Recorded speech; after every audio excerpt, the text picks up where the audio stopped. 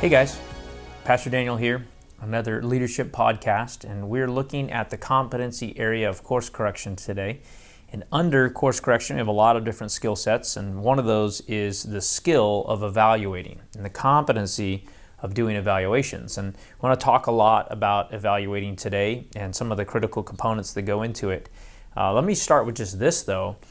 There is a cultural norm in some sense in American church and in a lot of ministry areas and churches in America to evaluate the progress of an employee or a ministry effort or a plan or even a strategic initiative solely on subjective terms, meaning how do I feel about it or how do you feel about it? And that is incredibly dangerous. As Bill Hybels would say, and we'll probably repeat even in this podcast, facts are our friends, and we need facts. We need objective measures and measurements in order to do real good evaluation. That doesn't mean that we're blind to subjective things. That doesn't mean we don't listen to the Holy Spirit in ministry efforts and as we're guided as believers following Jesus. But it does mean that we need real goals, real measurement tools, real objective data for evaluating. So let me talk about some key things for evaluation when you're doing an evaluation. So what is evaluating just as an object, I guess, inside leadership competencies? Well, it's the process of reviewing someone or something. And so we're measuring progress toward goals. So most of the time that we're doing evaluating, it should be evaluating toward the progress of specific goals. We're measuring the efficacy of a situation, meaning we want to look at the environment, we want to look at resources, and we want to look at just the reality of the space and time that we're in. So efficacy is really critical if you're measuring people, if you're measuring initiatives. Efficacy is the ability to produce a desired or intended result. And so we talk a lot about efficacy because really if you're evaluating strategy, plans, or people, as it pertains to goals and initiatives, really efficacy is the big thing that we're looking at. So why is that so critical, or why is evaluating so critical? Well, first let's assume some things when we're talking about evaluating, because there's primarily two types of evaluation. There's the type of evaluation of maybe I just took over a team, I just walked into a situation, and I'm kind of doing an evaluation of just going, okay, what's the status quo? What do things look like? That's one type of evaluating, but the most repeatable type of evaluation that we're going to do is actually looking at progress toward a goal, and that's going to assume that you have some goals and that you have some sort of plan or initiative. So ideally, you don't have a department or ministry, people that you run, teams that you run, where there's no goals set up. If so, I would just tell you now, evaluating is not the primary problem. The primary problem is you didn't set any vision and goals and anything else for them. And then secondly, there has to be some sort of plan of how you're going to get there. Ideally, again, if you set some goals, you don't, the idea of how to get there is not haphazard. It's not, well, let's cross our fingers and pray and hope we get there. I mean, there's a plan, there's an initiative, there are action items. And evaluation then becomes critical because we want to look at the efficacy of those plans and that strategy to get you to the goals that you've set. So if you have goals and a plan, how do you know that it's actually working? How do you know that it is working and it is progressing you toward the goals that you want? And a great example of this, and at this point we probably all use GPS on our phones, so we're using Google Maps or using Waze or something like that. You don't just set the destination in your phone and then look at it and then take off on a road trip. I mean, somewhere along the way, you're checking the status of how you're doing. Am I still on the right road? Did I take the right turn? Whether you're doing that real time or you have the little voice that's talking to you about where to turn, somewhere in there you're checking to make sure, hey, we're progressing toward the destination. Nobody puts in the destination, looks at it, and it's an 8-hour trip and then turns their phone off and then we hope we get there and then we do or we don't. We want progress checks along the way. So the second thing I would tell you about evaluation of why it's so important is, what are the real chances that your initial plan was perfect? I mean, if we just get down to the probability of you looked at a complex problem in your business, in your workplace, in your ministry, did your best job, came up with a plan, the chances that that was the perfect plan and didn't need any adjustment and any tweaking is really low. The probability is next to none. For the more complex the problem, the less probability that you got it right the very first time. And so it's going to need potentially some adjustment and some tweaks, or maybe it needs to be scrapped and you need to start over. That comes through evaluation. And so one of the places we see this all the time, and as you kind of think about this, it'll make it, I think, clear of why we've got to evaluate even things that are sometimes tough to define, is in the area of health. And so, in the area of health, measurements really matter. And so if my goal in the area of health is to lose 10 pounds, well, I've actually stated a goal that's pretty easy to measure because I can go step on a scale and I can measure that. But if the goal was to be healthier, then somewhere in that I want to be healthy goal, I'm going to have to put some sort of goal that has a metric attached to it, or I'm going to have to assign value to some specific measurements that will tell me, yes, I'm reaching the goal of being healthier. If I don't, and it becomes very subjective, then I could wake up one day and feel good and say, well, I must be healthy. Or I could wake up the next day and not feel good and go, oh, it's not working at all. And that becomes very subjective. So if we want to be healthy, we're going to not only set some goals, but we're going to set some measurements that actually align to what our goals are. And so a great example of that is, let's say I went to the doctor and he said, I've got high blood pressure, I've got high cholesterol.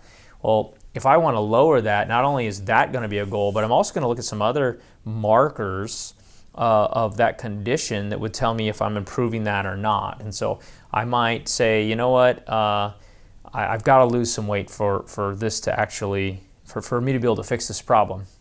And I would tell you just right off the bat, by the way, that's probably a bad marker for a lot of people. Losing weight won't necessarily be the thing that lowers your cholesterol. And so there are more specific markers that I need to look at when it comes to health. So I might look at a visceral fat level, right? And a visceral fat level might tell me what kind of progress I'm making towards actual fitness. So it's important to have measurements, and it's also important to be measuring the right thing. If what you really wanted to do in this health analogy was get stronger, but all you ever did was get on a scale to see if you lose weight, you're measuring the wrong thing. You're measuring something that actually doesn't correlate to your goal much at all. So we do want to measure, we need goals, and we have to measure the right thing when we're evaluating. So what should an eval look like? Well, one of the things that I should be measuring is I should only be measuring metrics that I believe are absolutely essential to meet my goal. In fact, to take it a step further, if I'm evaluating an employee or a volunteer team lead, I'm actually going to have set up the things that I asked them to do, and I'm really only measuring the things that they did. So if I'm doing an employee evaluation, if I gave them 5 things to do, then primarily the thing I want to evaluate is those 5 things I told them to go do, because they know clearly what the plan was, and I need to see how they're executing the plan. A couple things about what an eval should look like, though, as you're building evaluations for people or ministries or strategies, is that you got to set a frequency for the evaluation. So evaluations can't be too frequent and they can't be too infrequent. And so too infrequent is it almost never happens and we don't do it, and then every couple of years I realize it's important and then I decide to evaluate. Those haphazard sort of evaluations won't tend to get you anything that you need because they're not frequent enough for you to actually make adjustments and change. Too frequent is also a problem. If you're trying to evaluate something every week or every couple of days, you're probably going to over-evaluate. You're going to spend a lot of time on that. It's going to become inefficient. And actually, sometimes, depending on the size and complexity of the plan, it may take some real development time. And if you're doing it too quickly, you will potentially adjust something that doesn't need adjusting. Back to our health analogy, if you had a big health goal and it was to lose 20 pounds, you really should not be stepping on the scale every day, because your weight just varies too much from day to day and at times of the day. You'd be much better off setting that at once a week or even once every 2 weeks as a measurement rather than every day. You'd get better data back, and you'd spend less time staring at the scale and worrying that you'd done something wrong from yesterday. Okay, so what are we evaluating? Our evaluation should always match our goals, right? If what we're measuring and evaluating doesn't match the goals, then we have a problem either in how we set the goals or in what we're evaluating. We're evaluating how well we're executing the plan. So part of it is not just do I have the right plan, it's how well am I doing executing the plan? How well are we doing making progress on the goals? And it may be that the problem is my execution of the plan, and it may be that the problem is I have the wrong plan, the strategy is incorrect. So again, when we're evaluating, we're going to make sure that we set the right frequency, not too often and not too infrequent. We're going to make sure we're measuring objective data of some sort, something that can truly be measured and is not subjective in nature. We're going to make sure that what we're measuring aligns to our goals. One of the worst things you can do is measure stuff that doesn't matter. Measure stuff that doesn't match your goals. It's just an absolute waste of time. It will send you all over the place changing things that don't need to be changed. And then lastly, I'll make this point again, and this is from Bill Hybels. Facts are your friends. Never shy away from the facts. Never be afraid of the facts. So we want a culture in which we evaluate all the time. And evaluating, for some people, really makes them tense up, and they get concerned that you're evaluating something as if to get the truth back or get the facts back is going to be a negative thing. Getting the facts back that's never a negative thing. It is always a positive thing to get real data back, because it tells you where you're at. And if you're lost, you want to know you're lost. If it's not working, you want to know it's not working. So you should never cringe at getting the data.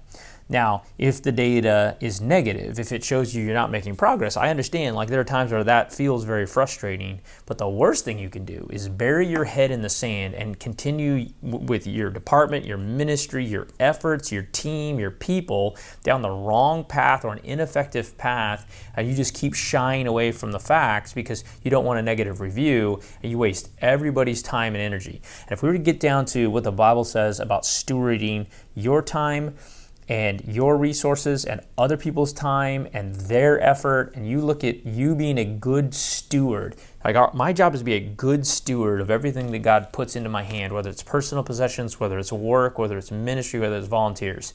It's my job to steward those well. I'm going to answer for how I steward those things, and so I'm absolutely going to evaluate, because I want to be able to say I put real effort into figuring out not only was this what God wanted me to do, but was it effective? And I have to know, I have to have real data that says it's effective. It can't be subjective in nature.